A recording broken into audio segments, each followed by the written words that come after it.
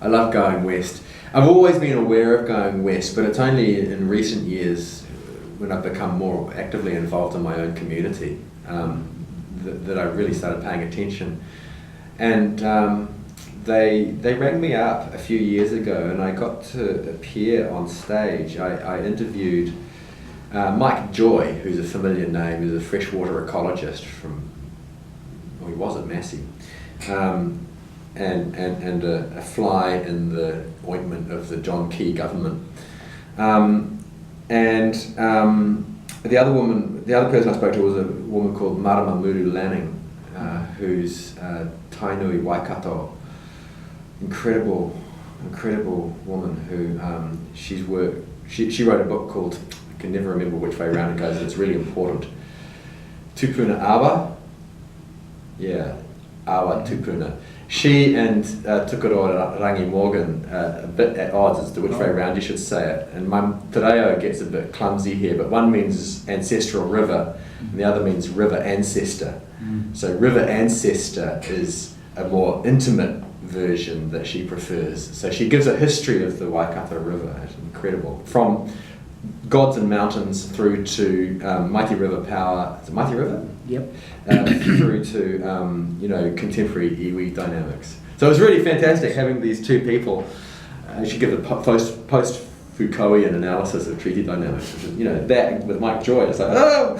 And then shortly after that, I joined the Board of Trustees, and I also project managed some stuff for them. Yeah. And so your first connection was in the role of interviewing guests.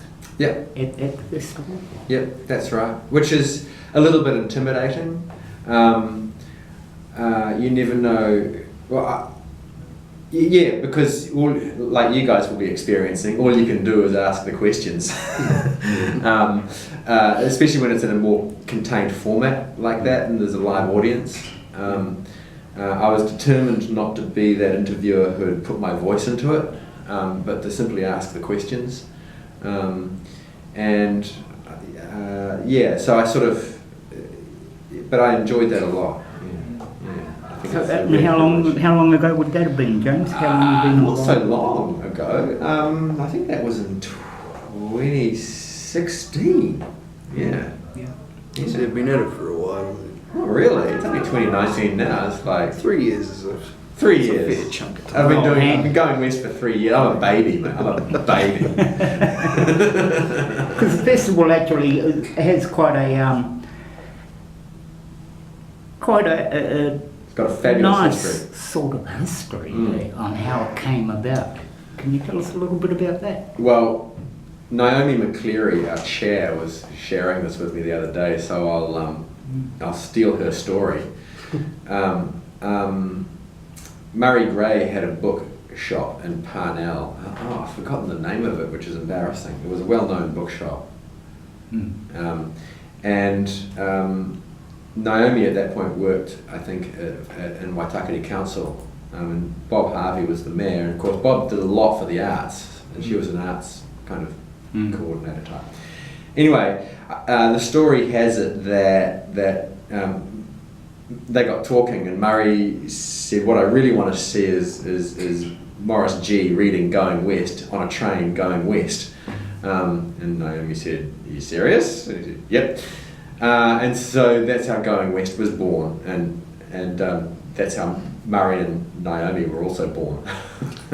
Sounds like it's evolved quite a bit over the years. Well, it has. I mean, yeah, things change. So in those days, I think maybe Faye Richwhite owned the trains, and I used to catch the trains occasionally in those days, and it was like an act of charity. No one was turning up for work. It was kind of weird. There was no timetable for them to stick to. It was a joke. They ran it down so bizarrely. So as a result of that, it was really no great shakes to get a steam engine from out here in Waiuku, drive it down to the Parnell station, that beautiful building designed by Gama, load it up with literary types, and off you go. There's nothing in your way. They probably had to alert some kind of authority. Across the roadways. Yeah. Get the barriers going. Otherwise, you're good. And I mean, those times are spoken of as a legendary epoch, you know, and we can only imagine.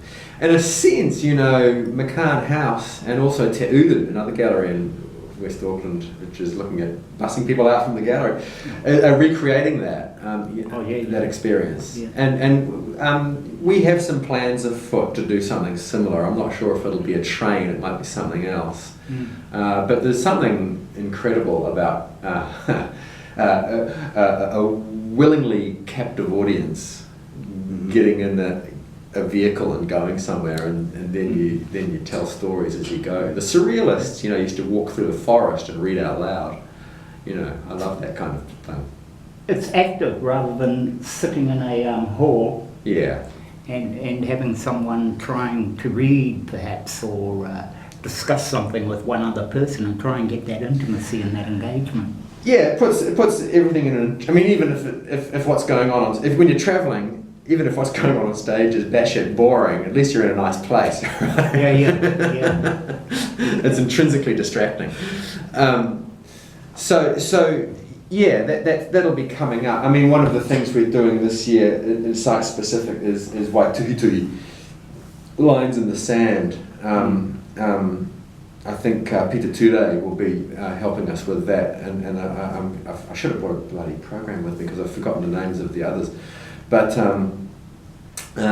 you know, I think that'll be a very joyous event where people can simply come together, share some language, make some, and then with the help of this really skilled beach tagger, work on a large scale in a way that's organised but also spontaneous. And also I think there's going to be some kaiwets, so if it's a winter's day there'll be some winter warmers.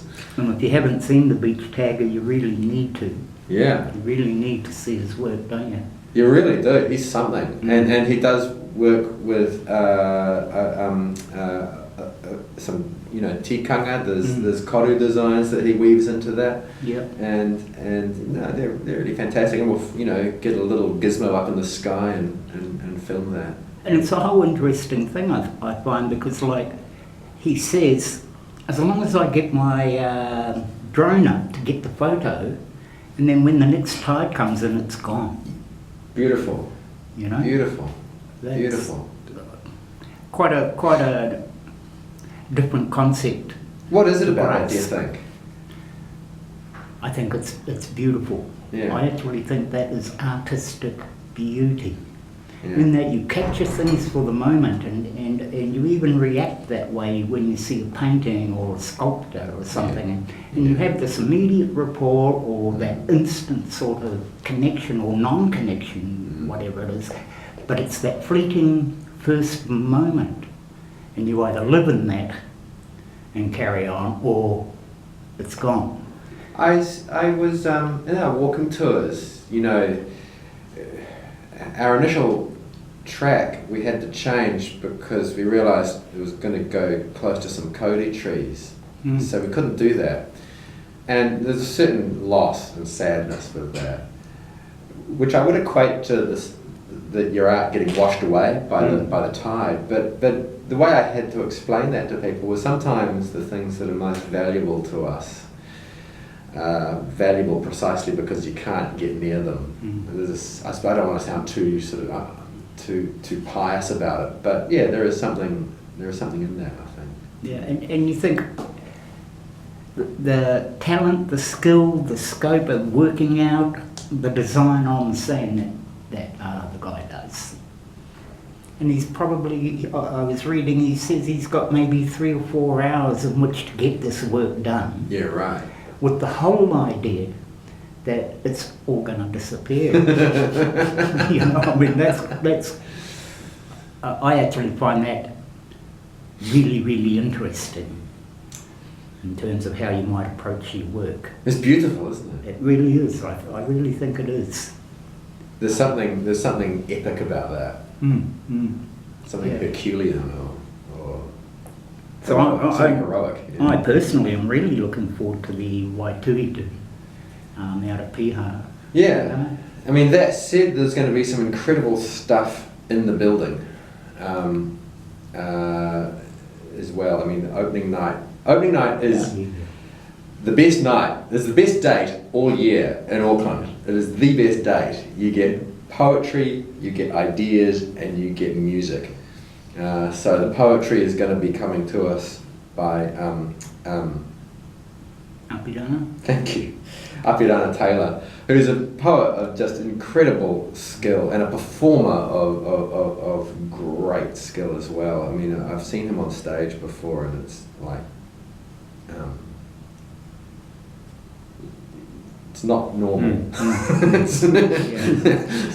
It's good. And then Elizabeth Knox will address our festival theme. Our festival theme is cutting through. You know, there's so much noise in the world, you know, what cuts through, so she'll address that. And we couldn't ask for, you know, a more articulate writer and human to do that.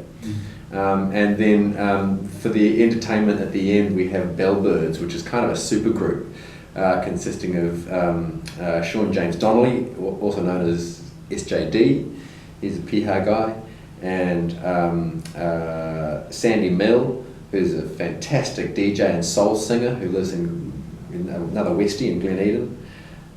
Victoria Kelly, who's an incredible classical arranger and DJ, and I think she also is in APRA, works in APRA.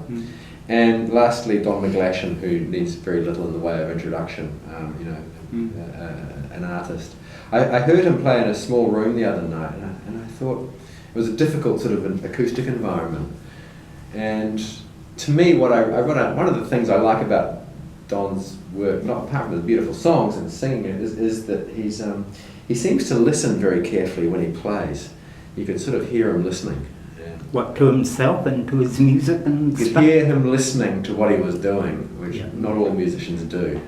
That's an interesting point, James, one I've borne for many years. This is about actually having to listen to yourself and think about yourself and what you're doing in music. Otherwise, you're just away there and you think you're just so bloody good and you've got the pitch going. Yeah. But sitting out here, it's like, what the hell's going on? You know? Inside, I take Sometimes it can be almost identical performance, but the guy who's listening just sort of, I don't know, you feel you're a bit more held. And that's on September the 6th? September the 6th, opening night.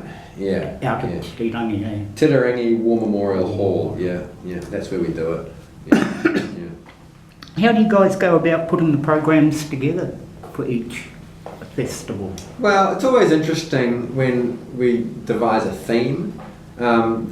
Mark Easterbrook, our creative director, did a lot of work getting that into shape. And that is sort of, I suppose, like a kaupapa. But as one of my favourite script writing lecturers or teachers says, David Mamet says, we know who we love, but the devil knows who we'll marry.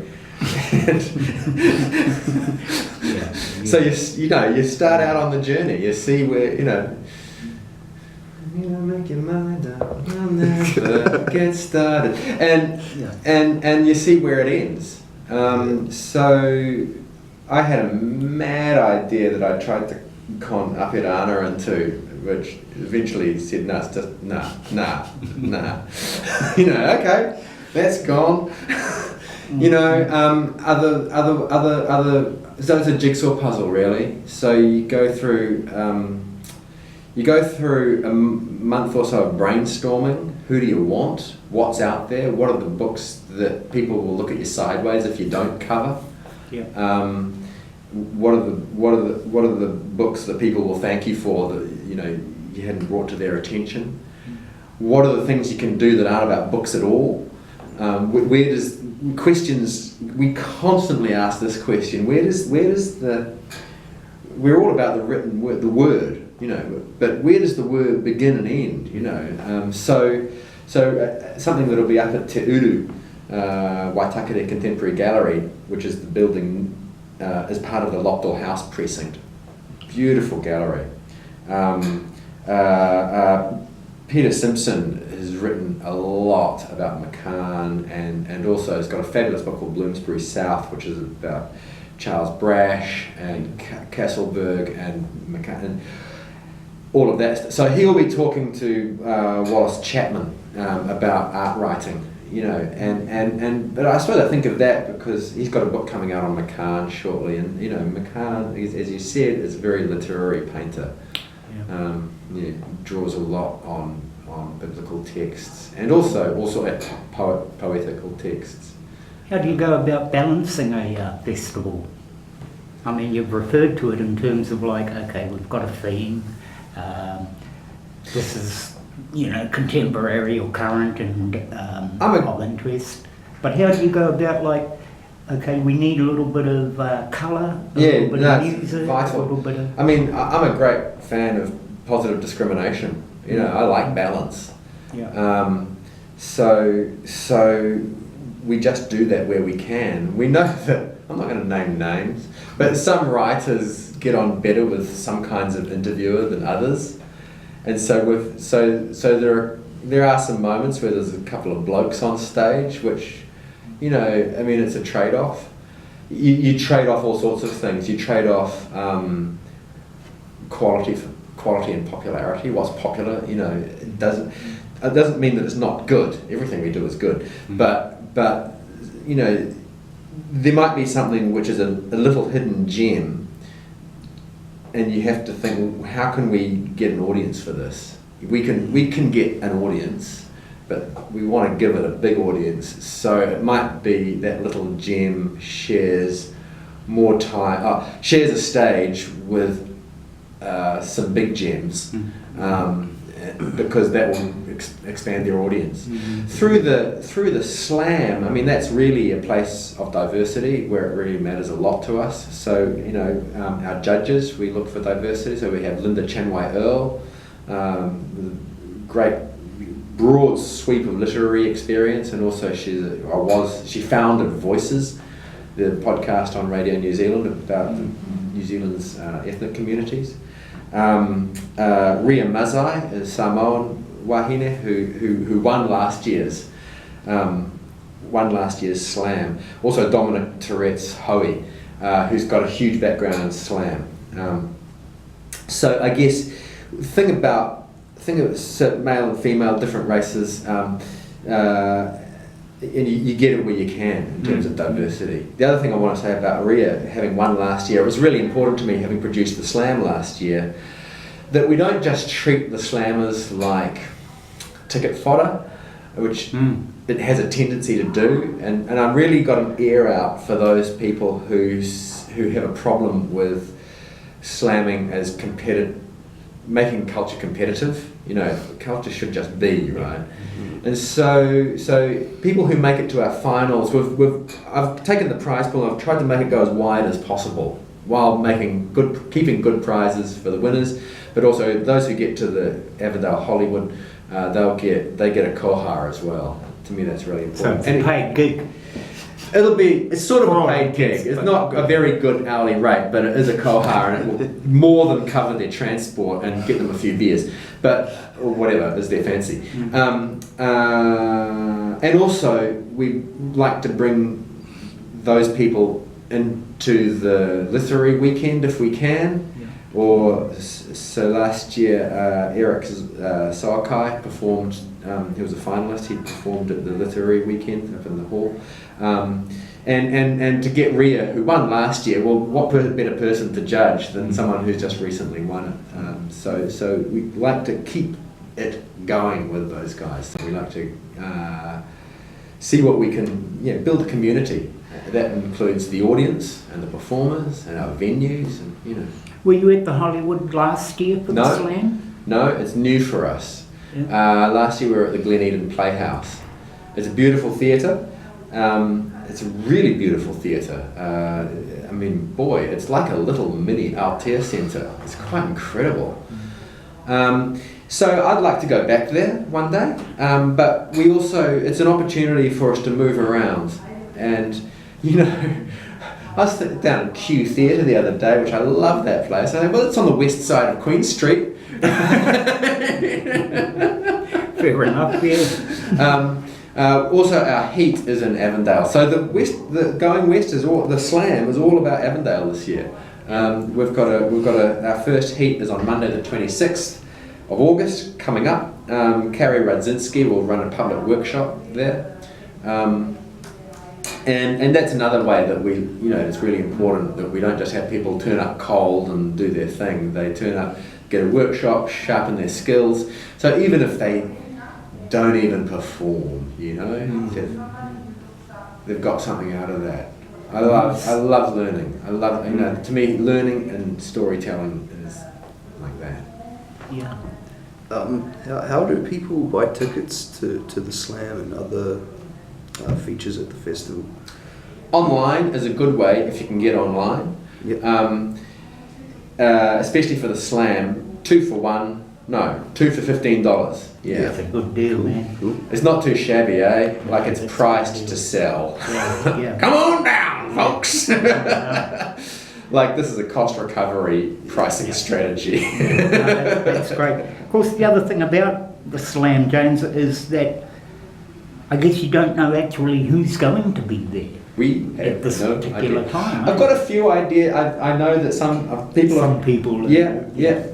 You're keen to have a tilt at it, and you've done well before. Yeah, so it'd be great. I mean, I'm so excited. Yeah. How do creatives actually participate in the slam exactly? So you're talking about what the format is?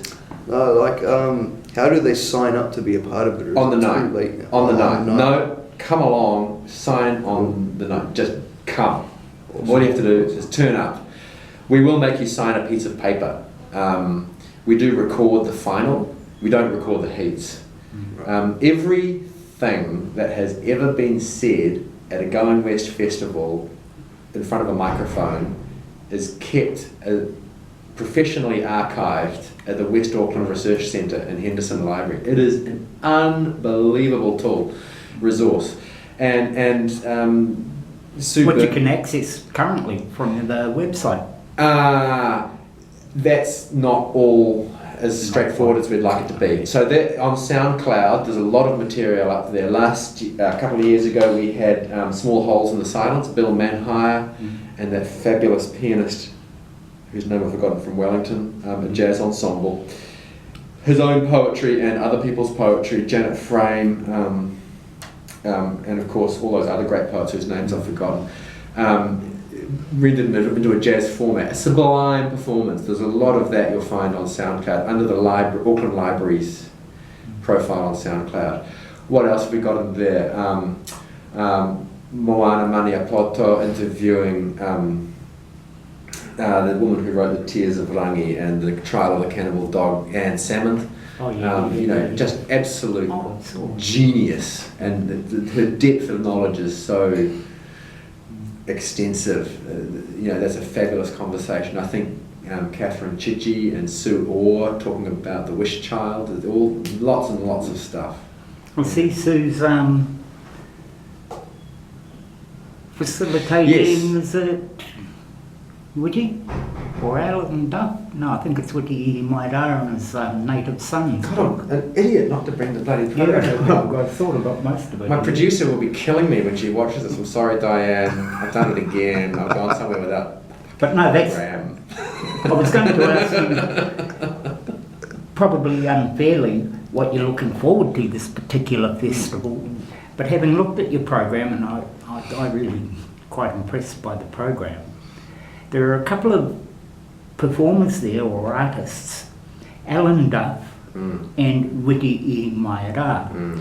Now, when I looked at the program, although one's talking about a conversation with my country, being Alan Duff, and Witty Maidara's talking about Native Son, the memoirs of a writer, and his experience as being one of the very first Māori published writers.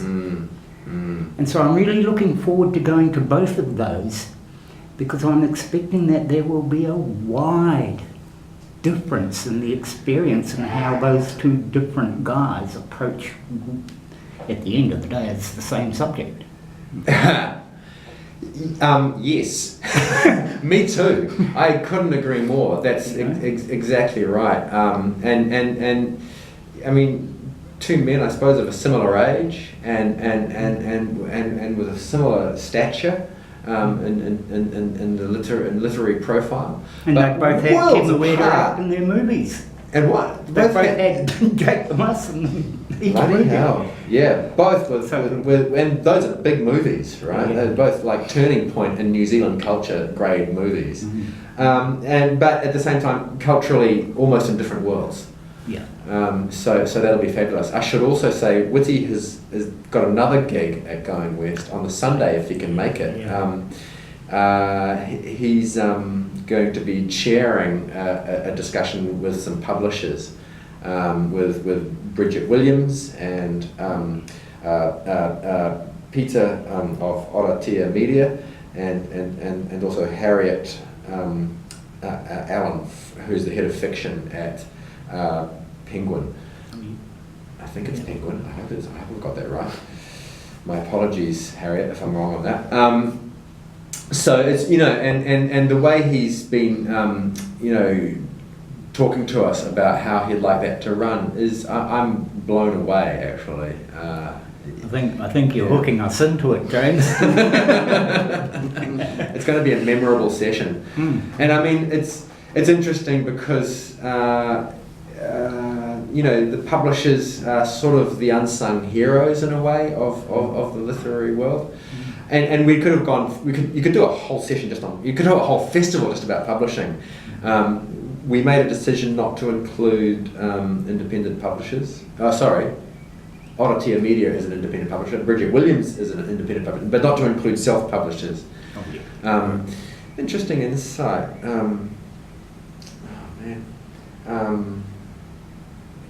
James George at AUT made a really interesting comment. We were talking about publishing, and he said what a lot of self-publishing writers miss is, as publishers, they're not writers, they're publishers who just happen to provide their own product. Product might be my word, not his. But I think it was a really astute point. A lot of people write a book, then go out and publish it, but they just see the publishing as kind of like hitting print, whereas a publisher brings a different mindset. So anyway, I think you can't put a bunch of publishers on a stage without having a bunch of aspiring writers in the audience, and I think we'll address some of their thoughts and desires and concerns. But I think it's going to be fascinating from a reader's point of view as well, just to sort of lift the lid a bit and see how something gets from the mind of a writer to the eyes of a reader. I think it's quite a journey. There were a couple of things he said there that I can just touch on briefly. Ted Dawes, Into the River, he spoke to us about self-publishing. Right. And how he's a writer and he did all the writing, and then suddenly he started to move into self-publishing from the Mangatainoka University Press or something. Right on. The local village down the road. But exactly what you were saying. And in stepping from being a writer into trying to grasp what the role of the publisher is, it really frightened him. And it really woke him up to a whole heap of other stuff that goes on with the process of writing and publishing and actually getting books out there. Which is a really interesting thing. And then we also spoke to I forget her, Jenny. Anyway, she's a fiction editor for Allen and Unwin. Right. And so she was speaking about purely being a publisher and what they're looking for from a writer. Right. So that came down to if you haven't proofread your script, don't send it, and all those technical sorts of things as well. And that was really interesting. And I think, and what you're proposing with this Sunday gig, with Wiki in the publication, I think that, if you're a writer or even if you're just interested, you need to get there. I think it'll be interesting for readers and writers both. Who else is really interesting in New Zealand about this at the moment? And I did see her name in conjunction with something on the festival that I wasn't so involved with, so I'm not sure if we have her or not, but I'm really a fan of what she's doing. Is a woman called Steph Green, who's kind of a bit like, she writes in a similar vein as Nalini Singh, writes a lot of fantasy, and some of it is, soft erotic, and but she sells a huge amount of work as electronic books, and we published a couple of her pieces on the big idea, which I was doing a year ago, and there are some really good tips that she provides. That she wrote a how-to self-publish, and it's really worth looking up. Steph Green on the big idea. Just simple things, why series work and how to do it. Just practical, incredible. Yeah. Just going back to the program lineup for Going West. I've been sitting on this for a while. It's been hard to get in a word with you two chatterboxes. Blathering away. I know. But so I was going through the lineup probably about a week or so ago, and I was going through the lineup, and I noticed something. One of these is not like the other, and it was a program about the art of craft beer. Can you tell us a bit about that and what made you guys decide to feature it this year? Well, I'll let you in on a little secret. All right. Always, there's a trick to the programming, which is, as I said earlier, is to keep it rich and diverse, and also to hang on to the audience. And sometimes it's a bit hard to hang on to the audience towards the end of the day. So we thought something beer oriented might be good for that. You can think of it as an end of the day beer. Also, is it the Garage Project who's at the centre of that session? They've released a book which is about their beer labels. Mark Easterbrook, our creative director, makes no bones. He doesn't hide the fact that as a middle-aged guy with a beard who works in advertising, he's entitled to call himself an authority on beer. Yeah. Well qualified. And I think it's. I haven't actually seen the book, but it's not hard to imagine that you could do a pretty good one. They have pretty spectacular packaging. Packaging is a thing that 99% of the time is done really, really badly. It's pollution, and it's not just physical pollution; it's visual pollution. And those guys have really gone out on a limb creatively to package up their product, and I think it's genuinely deserving of its own book. So I think that'll be interesting. And it's not facile either. There's actually good stories behind each one of those labels. There's context and background to it. So it'll be good. Awesome. And does everyone who rocks up get a free beer upon entry, or? It would be foolhardy of me to promise that. But I'm certainly going to be getting thirsty about that time of day. So look, I can't promise they're on the house, but certainly join me at the bar, Damon. I'll be there. Your shout. Just one other question before we start moving to wrap up, James. Being a Westie myself, right on. What differentiates Going West from the other festivals around Auckland and the other writing and art festivals? I always think good question. I always think about the location for a start. The location certainly separates us. We are west, as the name suggests. And Titirangi is one of those places that's a bit off the beaten track. It's a little bit hard to get to. And so that's one thing that differentiates it. And it's a beautiful environment. What happens as a result of that is and everyone says this about us, is that there's a beautiful feeling of familiarity. People eat together, and you know, because it's a bit of a trek, people hang around, and it's not the Aotea Centre. It's a hall, right? So the chances are you'll be sitting next to the person who was on stage in the previous session, right? You can, and that you'll at lunch, or in, you know, you'll bump into people, and it's friendly. The book stall is in the room where they're talking about the books, so it's beautiful. I mean, for the first time we do a bit of research, you know, and we ask people, what did you do while you were here? You know, go to a session, go to the opening, buy a drink, buy lunch, buy a book. And the one thing everybody does is buy a book. Like nearly everybody who goes to Going West buys a book, and they're buying a book in a stall while the person talking about the book is on stage right there and then. It's quite extraordinary. The other thing I need to say that differentiates us is that we are exclusively New Zealand.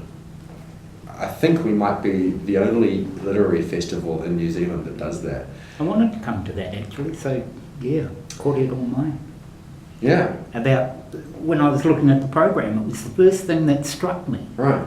which brought me to bring the question up. So I went, this looks like all Kiwis. Now, I don't know if we're actually unique in that regard. You know, the guys in Wellington doing the Lit Crawl, you know, that's a great festival. And I haven't been. I sent our producer last year to go and check it out. She had a great time. More for me, but I can't think of any international names that rock up there. But it certainly differentiates us from Auckland. You won't get those.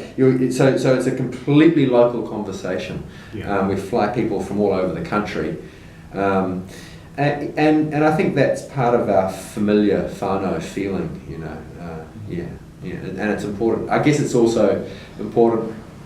It feeds that kaupapa of mine with Islam. You know, about we do it. Why have a book festival at all? To build a community, right? Nice. Yeah. I should just say, there was a question you asked a bit earlier, which I didn't quite get around to finishing. How we buy tickets. So, goingwestfest.co.nz.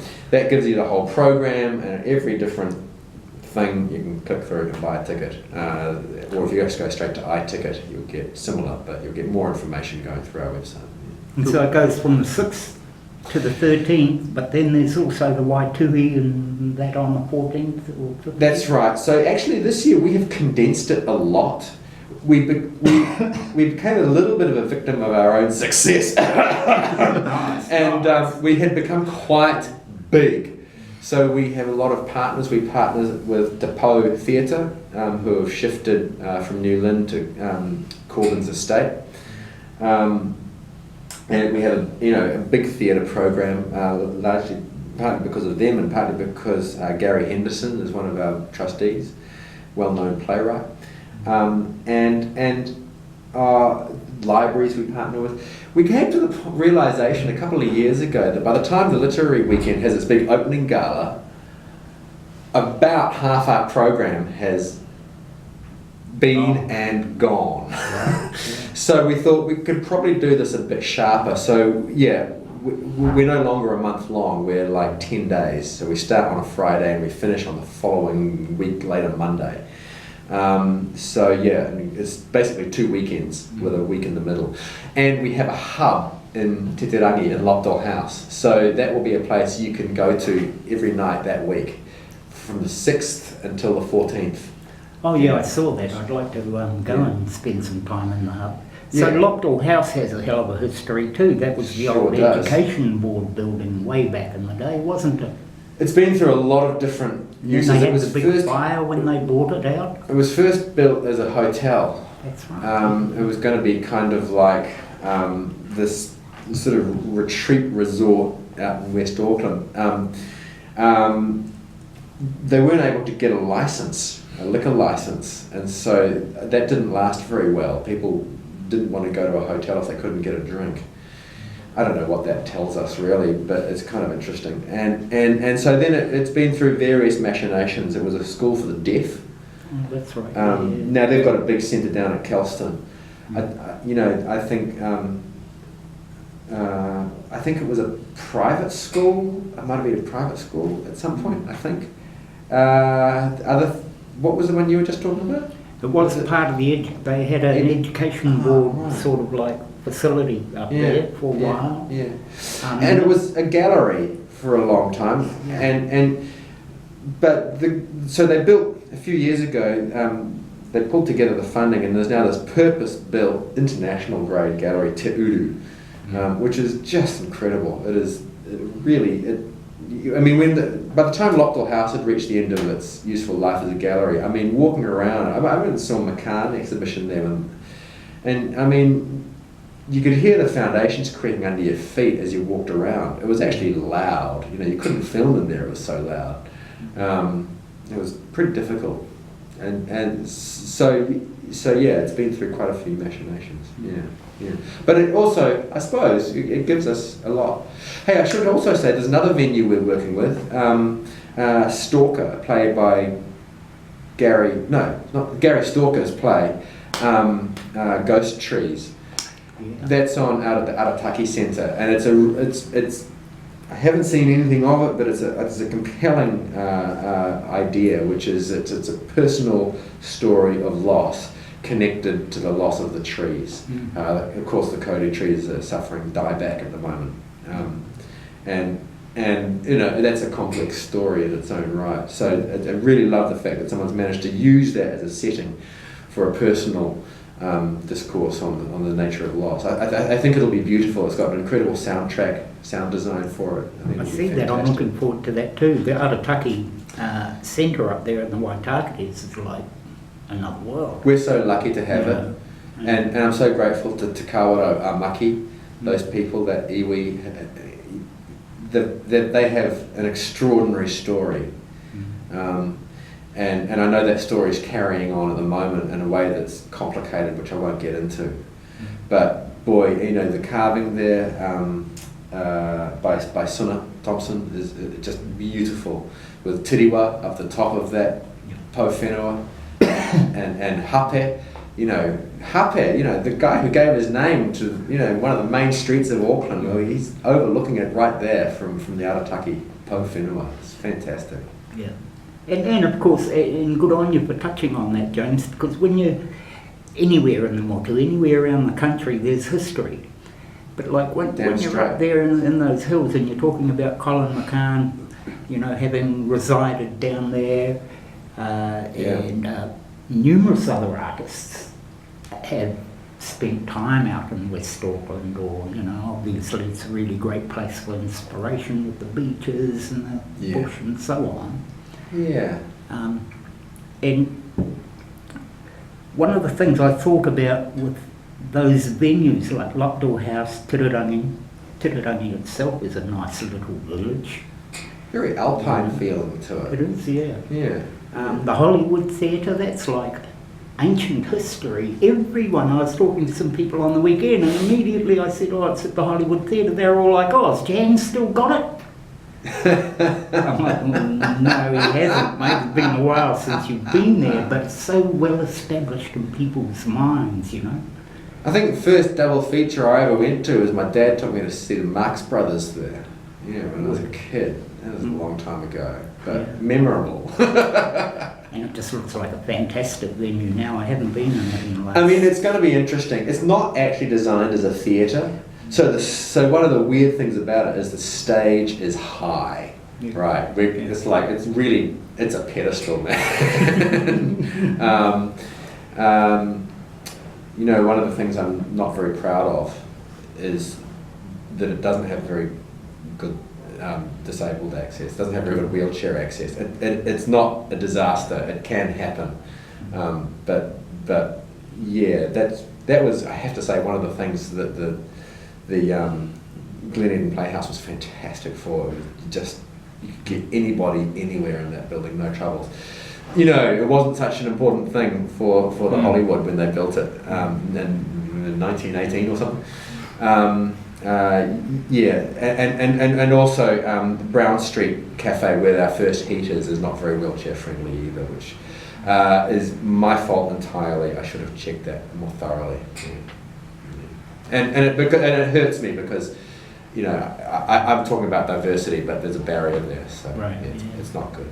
Good on you for focusing on that stuff, though. And so what's the general feeling amongst you and your crew that are knitting the whole thing together? We're excited. We're very excited. Partly because we've sort of changed our format, as I was saying earlier, to something a bit more streamlined, and yeah, the feeling we're getting, the feedback we're getting is also excited. So it feels like people are going to put their phones down for this, and we might just get some cut through. Cut through. On that, I just want to throw something, because of where we are at the moment here at MIT. There was a guy called Ranganui Walker. He was the Amorangi here for many years, and I worked with him here. And his bottom line principle that he would tell every student here: tool yourself up, because when you get out there, you've got to get cut through. You've got to cut through the quagmire and bring it. Yeah, it's a delicate balancing act sometimes, isn't it? Between, you know, poking your head above the parapet and getting a shot off, but you know, as they say, if you don't make a mistake, you never make anything. So yeah, there's a bit of that to it. I know. I'm looking forward to the festival.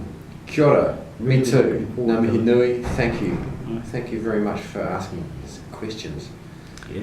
Yes, so the camera's about to cut out again soon. Righto. So we should probably hitting the hour start. mark. Yeah. So yeah, we should probably start wrapping this up. Is there anything you want to say before we conclude? No.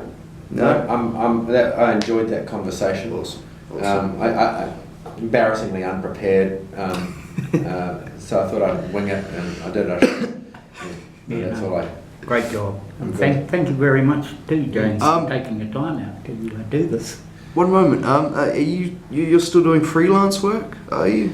Yeah. Yeah. So do you want to quickly plug your Sure. LinkedIn and stuff? Oh, Jimmy Littlewood at Twitter. Is that how you say it? Jimi Littlewood. Yeah. That's me on Twitter. I mean, outside of McCann House and the Going West, I'm working with a fascinating videographer, a guy called Hank Snell, who's local around my neck of the woods, and he's been making videos with disadvantaged communities of one sort and another. We made a short film with some people who had been living rough through the city mission, which was really interesting thing to do. At the moment we're finishing off a horror film with some people who've got various intellectual handicaps, which is a mighty interesting way of working. It's one of the most incredible films or anything I've ever had to do. You know, it's a really challenging, it's a very challenging way of working because you have very little time, and you know, and the conditions are complex. People have complex needs, so you've got very little time and you can't work very fast. so it's challenging and incredibly rewarding. Yeah. And what are you doing with the films and things? Well, I come into those with Hank. I facilitate some of the initial conversations. So we did a film with the Kelston Deaf Education Centre, known as KDEC. So that was, I mean, that was my baptism by fire. So, okay, we're doing this now, all right. So a big room, about 40 people in it, including deaf people, students mainly, but also some deaf staff and some hearing staff and support people. And Hank's a very laconic Canadian, and he I won't do his accent, but he says, well, can't tell you what sort of film we're going to make, but I guarantee you we're going to make a film. and so I ask a few questions, and this is all being done through a sign interpreter and a translator, which is people who got some incredible skills. And I mean, in that case, we boiled it down to, well, they thought it should be about life at the village there. It's a live-in community, deaf community, and they thought somebody should learn to sign. It should be a story about somebody learning to sign. So we built a story around that based on what they were telling me about their own experiences of how they came to learn to sign. And it was fantastic. And so I try to do something like that, and then I go away and beaver away and hit the keyboard for a while and convert it into something. Gosh, that's diverse. And then I help out with directing. Are we able to, or is there any plans whereby we will be able to access viewing the Yes, stuff? yeah. The deaf story, I forgot. Oh, called The Village. That's on YouTube. So I can share you guys a link with that. Yeah. Also, my short documentary that Hank and I did separately to that kind of work called The Forest of Tiriwa. That's on YouTube. That through Radio New Zealand. Oh, A yes. little documentary about the Rahui. Oh. I wanted to tell Te Kawara Amaki's perspective on that. And I've got another one, but spin-off, woohoo, which was, I've taken all the outtakes from the key interview with Uncle George Taua, who's Kaumatua in that community, and his daughter Robin. I interviewed them at Te Uru, and so that's a 45-minute oral history that within a couple of weeks will be held at the West Auckland Research Centre. Yeah, and hopefully we can put that online too. It's oral history, it's just the interview, just talking here, 45 minutes, and just incredible stories about Te Wānui a Tiriwa, the old name for the Waitakere Rangers. Yeah. Brilliant, man. Oh, That's me. Starting to run low on battery. Righto. So any Thanks, words fellas. of wisdom? Thank you for interviewing me here. I love Manukau Institute of Technology. It's a changing organisation, which makes me a bit sad, but it means a lot to me to be here in the marae. And us too, because you actually lectured both Damon and myself. It was an honour. Hope we weren't too much trouble.